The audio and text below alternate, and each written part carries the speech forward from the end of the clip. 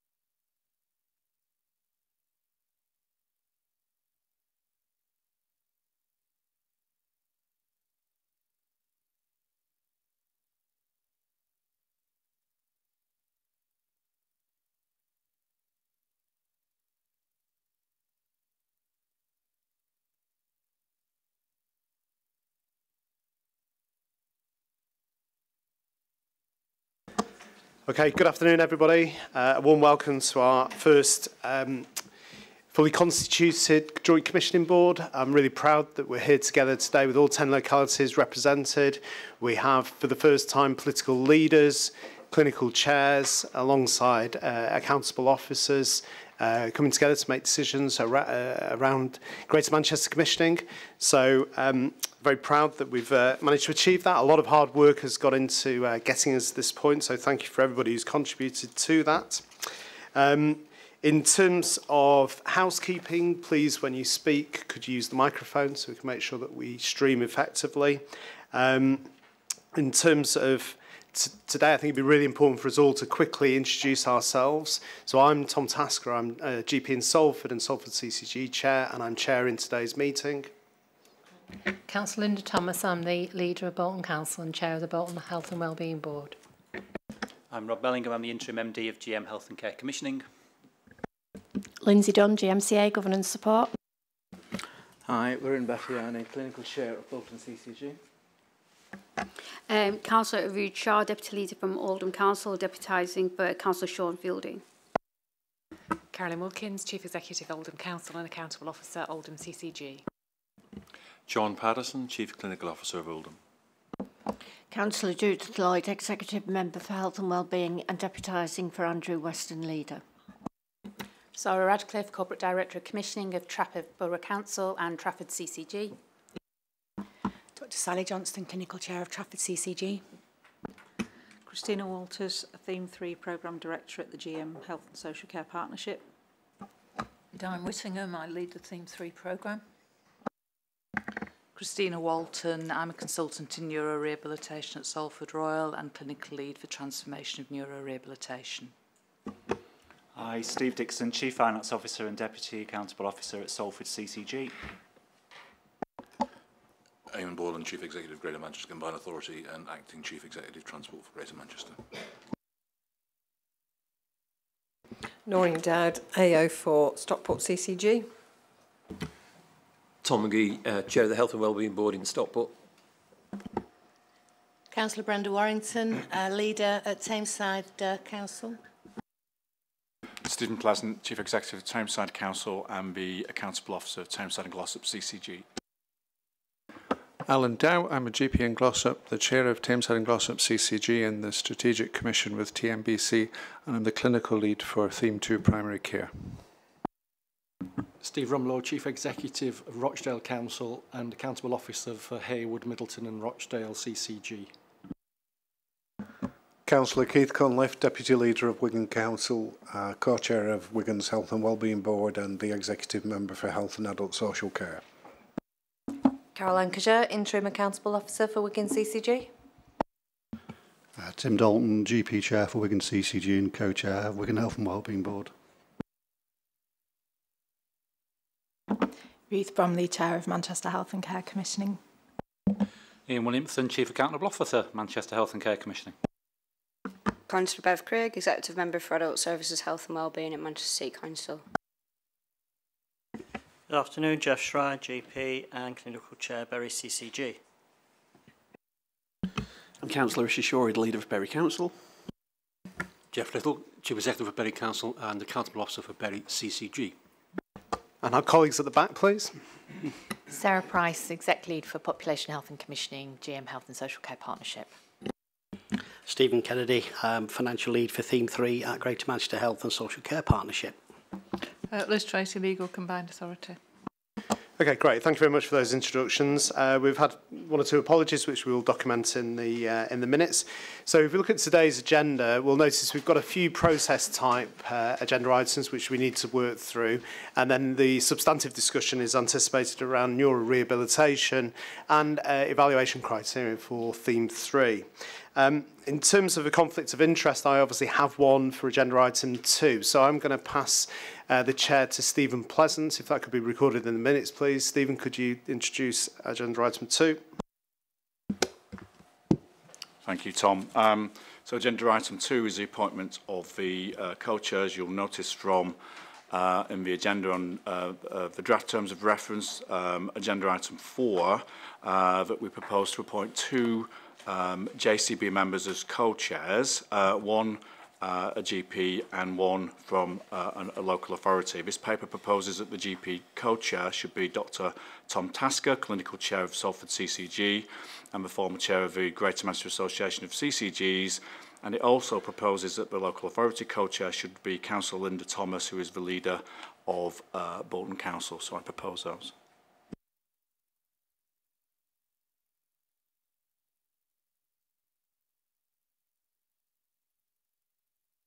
Yeah. So is that agreed? Thank you. Thank you for the hand chair back over. Right, that was easy. If only all our decisions will be that easy. Okay. So I'm going to move us on to membership, and Rob, you're going to lead this item for us, please. So thank you, Chair, Co-Chair. So just very quickly, the membership has been set out on the papers that came out for today's meeting. We have had some deputies who've announced themselves as we've gone round. We've been made aware of one permanent change to the published membership, and that is that Councillor Keith Cunliffe would be the permanent member, elected member representing Wigan at this board. So subject to that amendment, can we note the nominations received, and if any other changes to the membership are required, then if we can work through Lindsay Dunn in the governance team. And I think, Lindsay, you will also be contacting colleagues over the next few days around deputy members to come and attend this board. Thank you. Okay, so that's hopefully straightforward. Any comments? No, we're happy to pass. Great. Okay, so moving forwards, terms of reference.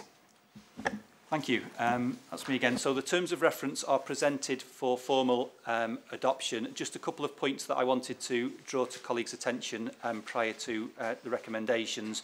The first is, and importantly, that the terms of reference have been considered by all CCGs, and in the light of this local consideration are now being presented for approval here this afternoon. And that's a very important process point, that all CCGs had to support these terms of reference, as this is a joint committee of the Greater Manchester CCGs.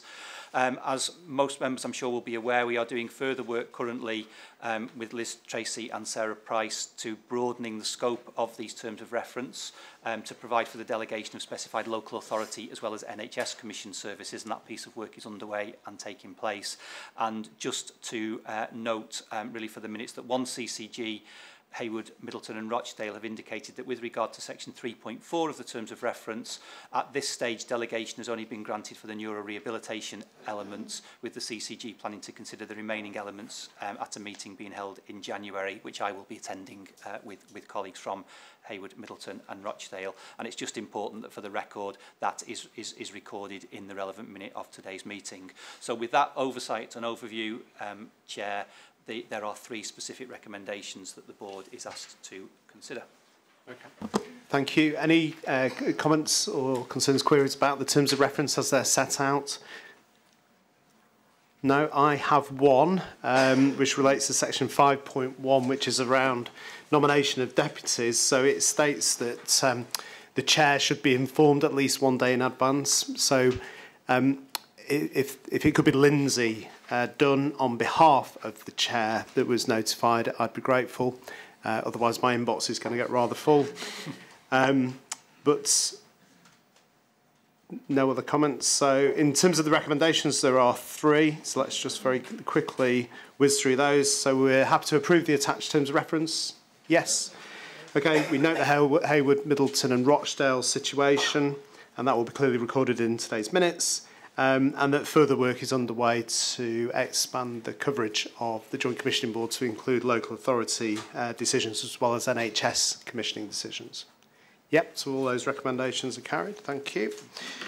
Okay, so next agenda item is declarations of interest. Yes, so that's are any member to declare any particular declarations of interest for any item on today's agenda? Okay, and we obviously need to have this as a standing agenda item, so it should go in number 2 after the welcome and apologies. Okay, no declarations of interest apart from myself for agenda item 2. Okay, we're doing well so far. 5 agenda items in 12 minutes, must be a record. Okay, so we've got 2 main agenda items that we're going to cover now. So the first one is on neurorehabilitation. So I'm going to invite Steve Dixon as our commissioning lead for this to lead the presentation of the paper. Thank you, Steve. Great, thank you, Tom. This is an update paper to Joint Commissioning Board. We did have an update at JCB in October, so I just wanted to pull out the main developments since that update in October. But I just wanted to remind Joint Commissioning Board as to why this case for change and service redesign on neuro rehab is important in terms of why we're proposing this. So what we've got at the moment across Greater Manchester for acute bed-based neuro rehab is disjointed system in terms of patient flow across the 4 hospital sites that deliver bed-based neuro rehab in Greater Manchester. Plus, we've got patients who need placing in independent sector hospitals, which are more often or not outside of Greater Manchester as well. So we've got a disjointed system. We have inadequate care in some of our NHS beds. We have a lack of NHS provision for certain conditions, namely tracheostomy patients. We have staffing levels in our hospitals that fall short of national recommendations and even some of the local recommendations that we put in place. And we know that the demand for neuro rehab services has increased and will continue to increase over the next few years.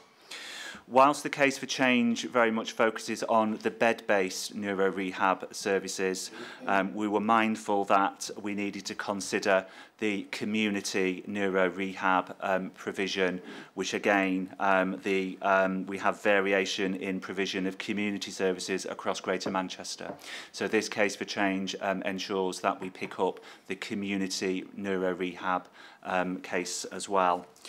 The new model of care addresses all of those deficits in the current service that we've got in Greater Manchester. So I thought it was important as to why we're doing this and just to outline the case for change. In terms of the actions that we took away from the last Joint Commissioning Board, we took the proposal to the Greater Manchester Joint Health and Scrutiny Committee, primarily to look at whether we have done adequate and proportionate engagement and consultation with our population on this service change, and whether we have answered some of our statutory duties around equality impact assessment. The paper outlines the comments and decisions from the Joint Health and Scrutiny Committee, which concluded that this service change is, the scale of this service change is not substantial, and the new model of care meets the needs of the patients and will significantly improve the outcomes for our patients. There were a couple of additional requests from the Joint Health and Scrutiny Committee. One focused on some more information around travel analysis and what impact that would have on our population, not just on patients but on their carers and relatives. And the second one around the interplay with our community neuro rehab services and wanting assurances that alongside this hospital reconfiguration, we ensure that we keep the momentum around ensuring we've got adequate community-based neuro rehab services as well. So they were the two specifics that Joint Health and Scrutiny Committee picked up on, and we'll ensure that they are addressed either in this meeting through questions or we can bring back further information at a later date. So that was a summary from the paper that's in front of us, and hopefully JCB can approve the next stages. We are looking to bring back further updates to Joint Commissioning Board in February and March, concluding in March's JCB, where we'll be bringing back the full business case that will outline the financial implications and the site configuration for the bed-based neuro rehab. So I'm happy to take questions. Christina, would you like to come in at this point? The work on the new model of care has been ongoing for very many years, in excess of a decade, and it has been out. There's been wide consultation with professionals, with users and carers, and the emphasis is to ensure that patients move through the hospital service in a timely manner so that patients can return to their own communities, so that length of stay is reduced, and that will reduce the burden on families as well. Thank you. I'm going to bring in Rob just for a comment around the sort of community aspects of this, because I know from previous discussions that's something that's very important to people in the room. So Rob, can you just bring us up to speed with that, please? Yeah, thank you, Tom. And Steve has already alluded to some of this in his remarks, so I'll just add a little bit to that, because as Tom said, it is something that this board has raised as an important issue, and clearly the redesign that takes place in our acute services is always dependent on the equivalent levels of redesign and the equivalent levels of community services being available to our residents. So clearly, and neuro rehab is no exception to that general rule. So there is the requirement for timely and sufficient access to a blend of services when at home. That includes access to NHS services like specialist community rehabilitation teams, generalist rehabilitation where appropriate, and other support services like orthotics, wheelchair services, etc. And as Steve has said, a piece of work has been going on in parallel to this to redesign those services, and our plan is for all areas of Greater Manchester to have implemented that integrated community model by October 2019, and that allows us to manage the interdependencies of the work that's just been described. We are working with experts in the operational delivery network, which is a network of clinicians and other clinicians and commissioners. I can say that all areas in Greater Manchester do have a clear plan in respect of the development of the business case and the service models. 2 areas actually have already implemented this new integrated service, and they're sharing the experience and learning with the rest of Greater Manchester. And the other areas in Greater Manchester have either secured additional investment or are working through the current, with their existing provider, to work through current implications to implement the new model. So all are on with that critically important task. Just in terms of next steps, because it's important that this is driven through, as I've described, all areas have already secured or developing their business case in parallel with this work. All areas are establishing closer working relationships with other community teams to join up that piece of work. And importantly for this JCB and for the assurance role of this JCB, our suggestion is that our Directors of Commissioning across Greater Manchester, the Directors of Commissioning group, effectively has this as a standing item, and they oversee delivery on this critical part of the plan and the model, obviously with regular updates coming back to the JCB on that work.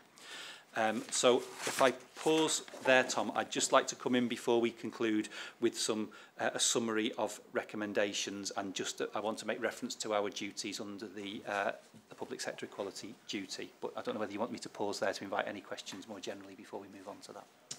Yeah, sure. Let's open it out now for the opportunity for colleagues to ask questions. So, Alan. Thank you. Two things. It was just to endorse, firstly, as Rob and Steve have said, this is also a really good example where you couldn't just provide a solution for theme 3, the acute hospital end, and it needs to cover primary care to get the best system output. And the second was just to note, as Christina had said, here's something that has been in the system now for over a decade, and I think it is a great triumph that we've been able to progress that as a JCB, and I really think it's a great portent of things to come. Thank you. Thank you. Hopefully not everything will take over a decade. But I take your point, Alan. Wirren. Thank you, Chair. The first thing I'd like to say is that our locality, Bolton, fully supports the new model of change because there are clearly clear benefits for our service users. What I want to do is to draw attention of the members to the equality analysis. Clearly there's been significant engagement with service users, and we've had the evidence of that in the past, and not surprisingly people are concerned about transport. Transport particularly for visitors, their loved ones and carers. And there are some clear indications in this paper about the issues that are going to be faced. What I want to draw everybody's attention to is the actions that are proposed. The key actions that are proposed is that visitors and loved ones will be offered advice in terms of travel with PTS and the healthcare travel service available.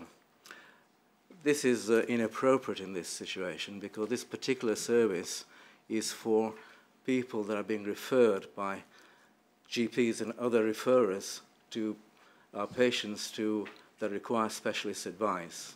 It does not cater for visitors at all. And secondly, it's means tested, and only people who receive certain benefits can access this service. So for me, it's really an inappropriate action. Secondly, I think waiting for a year, keeping a record of the difficulties that people have, and then reviewing them at the end of 12 months, is for me, is too little, too late. I think we need to have a more robust action in terms of dealing with these issues that we know about now. We don't have to wait for 12 months, and we need to be a bit proactive in strengthening our support for carers and loved ones and so on, and the visitors. So I do believe that that needs to be re-looked in terms of making that more robust. Okay, thank you, Wirren. So I propose Keith wants to come in with a question, and then I'll go over to the team for a response on the points that have been raised so far. So let's just get the final question from Keith, please. I'm just thinking in terms of the disability and the remedy and mitigation, particularly for people with learning disabilities or autism. And I don't think the remedy that's here about possible support for route mapping and having instructions written down is quite enough. And I think we really need to consider what proposals or what remedies we can put in for autistic people. And I think perhaps some conversation with perhaps some of the organisations around GM that represent people with learning disability and autism about what would be helpful for that. And it may be around changing visiting times for people so there's less stimulation, less noise, less light, but all those things. But I don't want to go into detail, but I think we need to look further about that, particularly in terms of learning disability and autism. Okay, thank you for that. So some things perhaps just to ask the team to reflect on. So the first one is around that theme 2, theme 3 interface and making sure we get that right. And then Wirren's points around transport issues, equality, and waiting 12 months before perhaps looking to change things.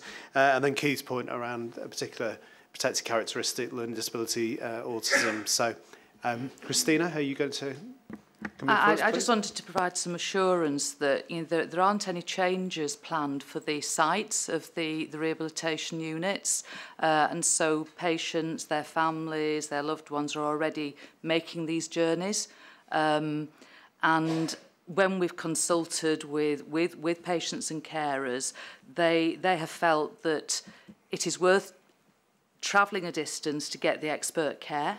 Our patients who have spinal cord injuries their families have to travel to Southport. So travelling within Greater Manchester is much easier. We are planning to bring back people into Greater Manchester who are currently placed outside Greater Manchester. We give our patients and families choice as to which of the post-acute units they would like to go to, so that they can take into consideration the travel distances. And we're also anticipating that the overall length of stay will reduce so people get home quicker. Okay, so a number of benefits highlighted. I think in terms of the specific points down in and the next steps, would you be able to come back in? Sure. I think just mentioning the links between themes 1, 2 and 3 as well. I hope that neuro rehab and the presentation of it and the words that Rob was sharing earlier just shows really how the whole system has come together on the models of care to make that connectivity, which is absolutely vital. And as I've previously said in these meetings, you cannot change anything in hospitals unless the out-of-hospital offer is there and is in place and people can access services appropriately. So all of the conversations going forward around theme 3 will be connected, and obviously the kind of the interdependency between the changes will need to be made explicit and explored. Otherwise, the acute changes will fail if we don't get the out-of-hospital offer right, and that is not what anybody wishes to see. In terms of the travel analysis and what we do next, the next stage on this, as Steve was saying, is the development of a business case, and that's about how you make this happen. And obviously there are considerations within that business case as to what support we want to offer, beyond the hospital. And I think many of the issues around travel that have been articulated today can be considered as part of that business case. And this group will have the opportunity in the future to make some judgment calls around that. And, some of that will be related to costs, some of it will be related to, kind of improving access and what have you. But those choices will be explored within that business case construct. And that's where you can have a more detailed and informed conversation around these. I think the point where made around the 12-month review, that can be altered. It's a recommendation. If people feel that something more timely would be helpful, then absolutely let's do that if that would be appropriate. So I don't know if that answers the points, Tom. Okay, thank you. So I'm just going to look to colleagues to raise those questions. So anything you would like to come back with? Wirral? This point about people are actually travelling now to receive these services, absolutely correct. But, we have asked them for their feedback. And the feedback is very clear that they are having issues. So I think just because they're continuing to travel now with these difficulties doesn't mean to say that it's acceptable. I think I would fully support the health and overuse scrutiny to make sure that these issues are dealt with. Okay, well, certainly an action point we can look to pick up sooner rather than later. Eamon.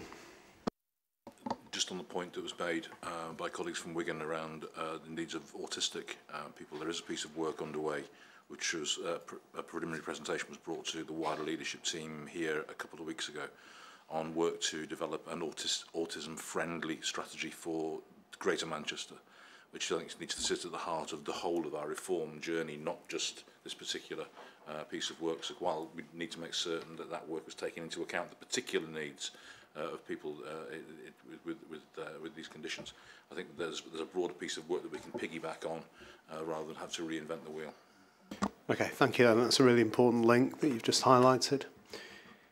Okay, any other comments? Okay, I'm going to sort of hand back to Rob just in terms of next steps, but just to sort of capture some of the key discussion points. So we've got to get the out-of-hospital offer right with this, otherwise the in-hospital will suffer.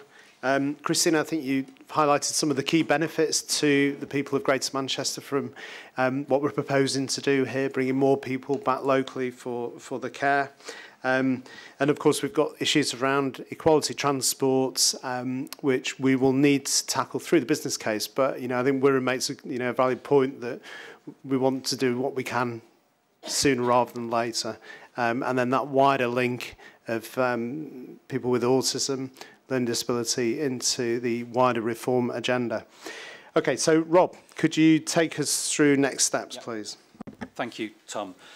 So the first thing I'd like to do, if I may, is that given that one of the recommendations that I'm about to go through relates to the public sector equality duty, I've been advised that really we ought to, as a JCB, formally remind ourselves what that is. So in considering today's recommendations, the JCB should be satisfied that appropriate steps have been taken and continue to be taken, indeed, to take account of the public sector equality duty, which is that we eliminate discrimination, harassment and victimisation and any other conduct that is prohibited by or under the Act, that we advance equality of opportunity between people who share a relevant protected characteristic and people who do not share it, and we foster good relations between people who share a relevant protected characteristic and those who do not share it.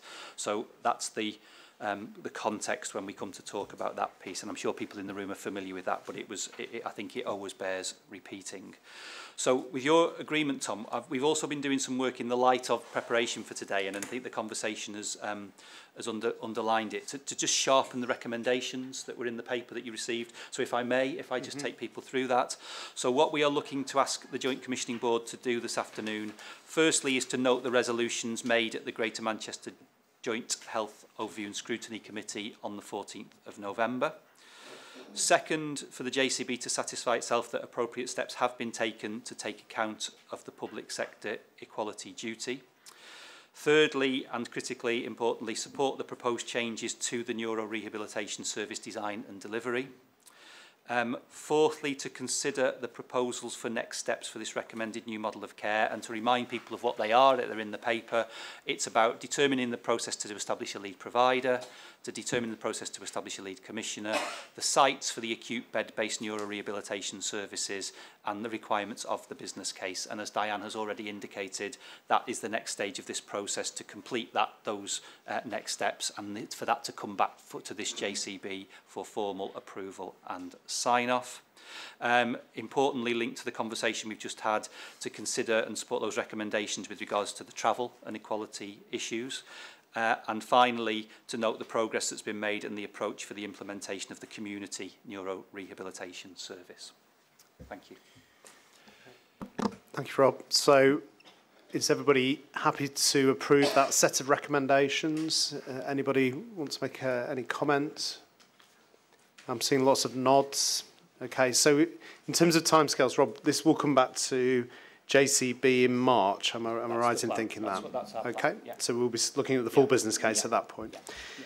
Okay, great. Okay, thank you very much, everybody, for your contributions there. So I'm going to move us on to evaluation criteria, which is agenda item 7. Now, Stephen, are you leading on this for us? Good. Okay, and then Steve Dixon may be coming in, or may not be coming in, shaking his head. Sorry, my notes are wrong. So maybe Stephen, it's your show. As well. Okay. Thank you, Chair. The paper in the pack sort of describes the evaluation criteria and criteria that we're proposing to be used, along with the process of how they were developed and who was involved in that. And the main sort of evaluation criteria set out on pages 3 and 4. Just want to just sort of say, you know, when you're using evaluation criteria, we're going to use them to actually assess the models of care options. And, you know, that is the theme 3 sort of models of care. That will allow us to sort of distinguish some relative merits of those options. And I think it's important that we get these agreed up front before we actually get into the detail of it. There's a three-stage sort of process suggested, which is on page 4 and 5 of the paper. Stage 1 effectively is around model of care design criteria. That does include the connectivity to locality plans, the theme 1, theme 2. The stage 2 of the process is how do we sort of use the funnel effect that I believe has been described in this meeting before to get us down to a number of options that can be modelled. And then stage 3 is the detailed evaluation metrics that are included in the paper on page 8 and 9. I think it's sort of worth saying that, you know, we've done a lot of sort of consultation with a lot of different professionals when we've been designing these evaluation criteria.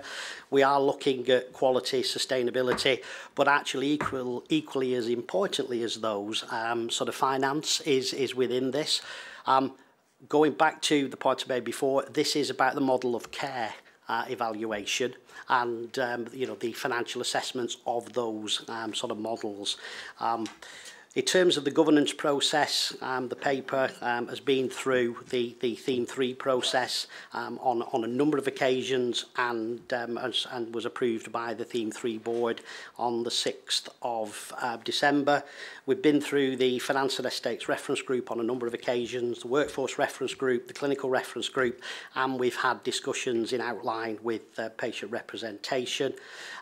It's also been through the Provider Federation board as well, and we did have a discussion at the JCB subgroup at the beginning of sort of December. So the paper has a series of recommendations, but I'll stop at that point and people can ask questions. Okay, thank you, Stephen. So if I can widen it out for any questions that colleagues may have. Ian, please. Thank you, Chair. Whilst supportive of the evaluation criteria here, I would like to emphasise that I think we need to consider and receive and consider options which both improve health and care services in Greater Manchester and are also affordable. The paper describes the evaluation of affordability happening, I understand, at stage 3 of the proposed process. Could I ask for assurance that work on affordability is active and that as options are developed, they are ones that we are capable of supporting in both terms of improving health and care services and affordability? Thank you. Okay, thank you. I'll just take one or two more questions before I go back to Stephen. Eamon, can I bring you in next, please?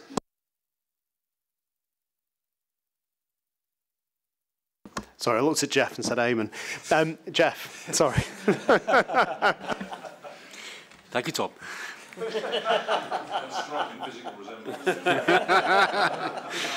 God, I hope not. So I would fully support Ian's point about bringing in the affordability and value for money criterion at an earlier stage of the evaluation for each of the individual work programmes. However, I would also ask that we consider how we do so at the level of Theme 3 as a whole. Indeed, both Theme 3 and Theme 4 of the overall strategy for Greater Manchester are designed to achieve both financial as well as clinical sustainability. And I think we need to understand at the outset of this work how each part of Theme 3 as well as Theme 3 overall will help us move towards financial sustainability. Thank you. Okay, thank you. Actually, Stephen, I'm going to bring you in at this point because I've got two questions which are quite similar. The second one builds on the first, really. So could I ask you for a response on the affordability and more widely across Theme 3, Theme 4? Absolutely. In terms of the point Ian made, you know, is finance actively sort of, you know, being thought through at this stage? Absolutely is the answer to that. As you'll remember in the sort of case for change documents, the position is articulated in that. The Finance and Estates Reference Group has a range of sort of principles that we're working to as well, that sort of, you know, we have to make sure that, you know, we do deliver financial sustainability. I go back to the point I made sort of in my introduction. We're looking at financial sustainability within the Theme 3 specialties that are under consideration. the rest of the sort of wider baseline, you know, obviously isn't included in those sort of specialties. But be under no illusions that there will be modelling and options brought forward that will look to bring forward efficiencies. Okay, thank you. I'm just going to go back to Ian and Jeff. Any further comments you want to make on that particular point before I move us away from the money? Wouldn't want to prolong issues. I do think we need to do some further work on this, obviously, over the coming weeks. Thank you. Steve, you want to come in on this point? Thanks. Yeah, please, thank you. Just to give Joint Commissioning Board a bit more assurance is that we just had Greater Manchester CFO's meeting this morning. From January onwards, there are going to be fortnightly meetings with both the CCG Chief Finance Officers and provider DOFs to look at some of the outputs of the modelling work and particularly the financial implications. So it's going to be quite an intensive process, and finance directors will be heavily involved in scrutinising the model, reviewing the outputs and looking at that affordability from both an overall Theme 3 perspective and an individual case for change perspective as well. Okay, thanks, Steve. That's helpful. Alan. Thank you, Chair. What we heard earlier was the importance of not developing one of the thematic responses on its own from myself and others. And if we did that in the assessment, that would then risk locking us into looking at themes on their own. And it does strike me that in the Appendix A, the very top section of that, the McKinsey work, includes an assessment of the working relationship and the interdependencies. Although it only mentions Theme 2, that would obviously apply to Theme 1 and Theme 4 as well. But in the whole paper, I just wonder if, to me, it seems to have been diluted out compared to such a clear assessment criteria as it is in McKinsey, and I would just like some reassurance that that isn't the case. Stephen? Absolutely. I can give you the assurance that all of the connectivity is included within the evaluation criteria under the stage 1 evaluation criteria process. Okay, thank you. Tim? Yeah, it's building on the same theme that whilst there is that initial assessment in the criteria, the interdependencies between Theme 3 and Themes 1 and 2 don't seem to be assessed ruthlessly to differentiate between them. Specifically, I suppose, the impact of Theme 3 in terms of broader physical and mental wellness, about the contribution to frontline teams, transforming how they work. It doesn't read through about how Theme 3 will start to help broader community assets, about schools and their community groups, how they're going to use that skill set and knowledge. It doesn't start to describe how transformational and disruptive technology will be used. It equally doesn't really talk about how we empower to get truly expert patients, which is all the sort of things which will absolutely start to lessen demand and help us to really focus the expertise of the theme of the hospital and specialist services on the people who truly need that, while let people get the best care that they want and need in a different and truly joined up way. Equally, some of the other options around transport, I absolutely welcome the focus on transport time, but air quality is a big problem within Greater Manchester, and actually why don't we start to use our broader partnership agendas here to make sure that the health contribution to improving air quality, and again about the economic resilience, the value for money sections focus very much on the health and the hospital in isolation of its community, which if that was reversed back to how does the hospital help the economic resilience of those 10 boroughs, it might provide some very different answers. Okay, thank you, Tim. So I think you know what you're highlighting, that in your opinion these are quite hospital focused and not perhaps considering the wider picture, including those wider determinants of health. So Stephen, can I bring you back for a comment on Tim's points? Yeah, I think sort of clearly from our perspective, we've tried to sort of consult as widely as we possibly can to try to get a sort of broader based. And what we've tried to do is to sort of make the evaluation criteria sort of wide enough that they can allow us to evaluate at a reasonable level. One of the bits of advice that we got from McKinsey when we started this process was from work they've been doing in other parts of the country, was to try to keep this process as simple as we possibly could, because they'd had situations where there was a lot of evaluation criteria used, and their clear advice to us was to try to keep it as straightforward as we could possibly do it, accepting the fact that this is complicated stuff that we're dealing with, Tom, so I do understand that. Some of the points around the detail that were raised before, absolutely I sort of recognise, but in the way that we describe some of those things in the business case, in developing the business case, a number of those issues will be picked up and dealt with there. Okay, thank you. So Tim, I don't know if you want to come back in on Stephen's comment that McKinsey have advised us to keep it simple. I think it's wise advice. The problem is less it's there and in black and white, we won't just keep it simple, we'll just ignore it, and then we'll have a scheme which is weaker for it. All right, thank you. Your comments noted. Alan? So, although McKinsey gave the advice, in their very first box, there is a clear prioritisation to make that assessment. And in the equivalent of the stage 1 box, we don't have that. It's conspicuous by its absence. So I would be happy if we stuck to McKinsey advice on that part and it was in there. But without it, I just think if it's not said, it's not there.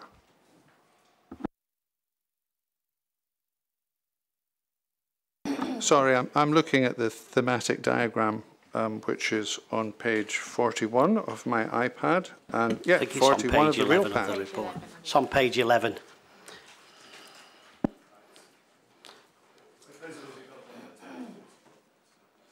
Okay.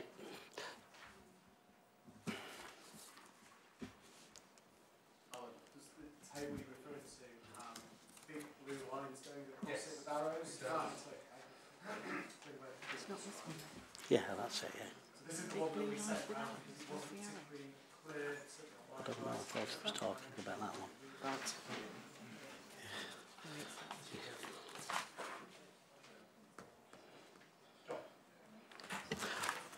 Thank you, Chair. I suppose I must confess to being slightly closer to the modelling than everyone else. Just to remind us that this is a funnelling approach, and so the idea is that we're trying to limit thousands of options down to a manageable couple of dozen of options. So I agree with all the points that we have to apply the rigour of economic value and how it all fits in, but we also don't want to hamper the process by having to take 1,000 models and put them through all of those things. So this isn't the only process that's happening in isolation. We all have our locality plans. We have the other themed work. I would suspect that the real focus of our efforts should be, once we get down to 1 or 2 dozen options, that's when we all have to get around again and look at how the interdependencies work. I'm slightly fearful that we could hamper this process by applying all that rigour to the 1,000 options. So just to remind you, this is a funnelling approach. Okay, thank you, John. Lots of colleagues on the back row. Diane, I don't know, is there anything that you want to come in and say on this point around the evaluation criteria?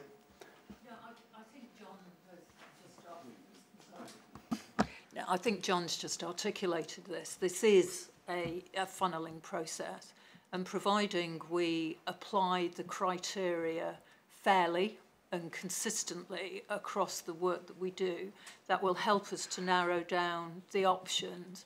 If subsequently we wish to introduce additional criteria at a point in time to help to further refine the options, then that, again, is a practical thing for us to do, so long as we apply them fairly and we have a clear approach to how we're going to differentiate. So as John said, it is a funneling approach. You start off with billions of options on this, and the idea is to get down to 10, less than 10, that we can really evaluate in substantial detail to help to inform our decision making.